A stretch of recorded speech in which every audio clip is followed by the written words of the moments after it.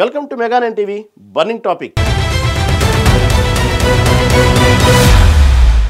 America అధ్యక్షుడు Donald ట్రంప్ను Nobel శాంతి బహుమతికి Pakistan nominate చేసిన మరుసటి రోజే ఇరాన్ అణు కేంద్రాలపై అమెరికా దాడులు చేసింది.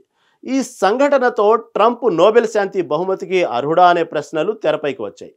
ఒబామా 2009లో నోబెల్ గెలిచినప్పుడు కూడా వివాదాలు చెలరేగాయి. ట్రంప్ కూడా అదే దారిలో ఉన్నారా? ట్రంప్కు నోబెల్ శాంతి బహుమతికి అర్హుడా? ట్రంప్ అధికారంలో ఉన్నప్పుడు అమెరికా ఏ దేశాలపై దాడులు చేసింది? ఏ దేశాలపై దాడులకు సహకరించింది?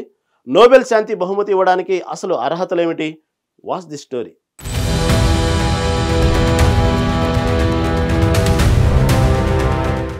ఆపరేషన్ సింధూర్ తర్వాత ట్రంప్ మాట్లాడితే ఆకాశానికి ఎత్తేస్తోంది అమెరికా. ట్రంప్ను నోబెల్ శాంతి బహుమతికి నామినేట్ చేసింది కూడా. భారత్ పాకిస్తాన్ మధ్య జరిగిన దాడులను అడ్డుకున్నందుకు పాకిస్తాన్ ప్రభుత్వం ట్రంప్ను నిజమైన శాంతి స్థాపకుడు అని, వ్యూహాత్మక దూరదృష్టి, నాయకత్వం కలిగిన వ్యక్తిగా పొగడతలతో ముంచేసింది. కానీ భారత్ ఈ వాదనను తోసిపుచ్చింది.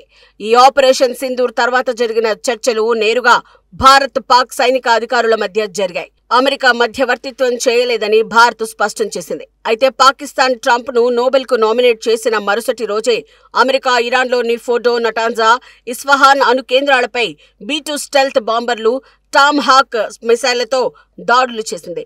ఈ దాడులు అద్భుతమైన విజయమని ట్రంప్ కూడా ప్రకటించారు.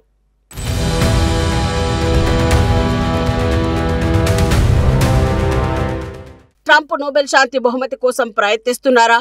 ట్రంప్ గతంలో బహిరంగంగానే తాను నోబెల్ గెలవాలని చెప్పారు. ఆయన మొదటి టర్మ్లో ఇజ్రాయెల్, UAE, బహ్రెయిన్ల మధ్య శాంతి ఒప్పందం, ఉత్తర కొరియాతో చర్చలు, ఆఫ్ఘనిస్తాన్లో ఐసిస్ నాయకుడి హత్యకు సహకరించినందుకు నోబెల్ రావాలని చెప్పారు. Bharat, Pak, Russia, Ukraine, Israel, Iran సంఘర్షణలను అడ్డుకున్నా తనకు నోబెల్ రాదు అని ట్రంప్ సోషల్ మీడియాలో పోస్ట్ చేశారు. ఒబామా 2009లో నోబెల్ గెలిచినప్పుడు 8 నెలల్లోనే ఒబామాకు ఎలా ఇచ్చారు అని ట్రంప్ విమర్శించారు. కానీ ఇరాన్పై దాడుల తర్వాత ట్రంప్ నామినేషన్పై విమర్శలు వస్తున్నాయి.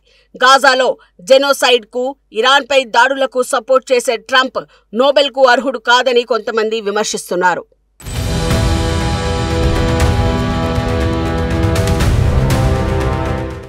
ట్రంప్ నోబెల్ శాంతి బహుమతికి అనర్హుడా? ట్రంప్ మొదటి టర్మ్లో అబ్రహాం ఒప్పందాలు, ఉత్తర కొరియాతో డిప్లొమసీ వంటి శాంతి కృషిని స్థాపించారు. కానీ ఇరాన్పై తాజా దాడులు, గాజాలో ఇజ్రాయెల్ యుద్ధానికి మద్దతు వంటివి ఆయన నామినేషన్ను వివాదాస్పదం చేశాయి.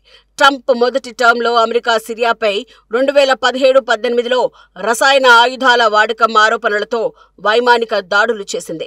2020లో ఇరాక్లో ఇరాన్ జనరల్ ఖాసిం సులైమానీని డ్రోన్ దాడిలో హతమార్చింది.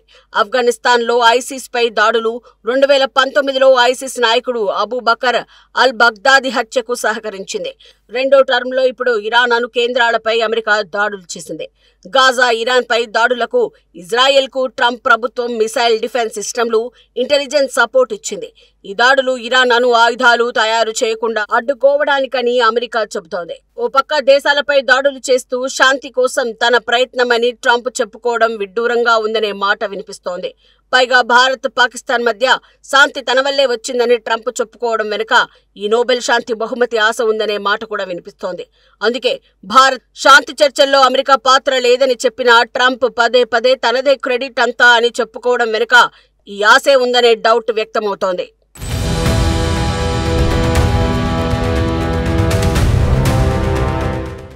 నోబెల్ శాంతి బహుమతి అర్హతలేమిటి? నోబెల్ కమిటీ ప్రకారం ఆయుధ నియంత్రణ, శాంతి చర్చలు, ప్రజాస్వామ్యం, మానవ హక్కులు, ప్రపంచ శాంతికి కృషి చేసిన వారు అర్హులు.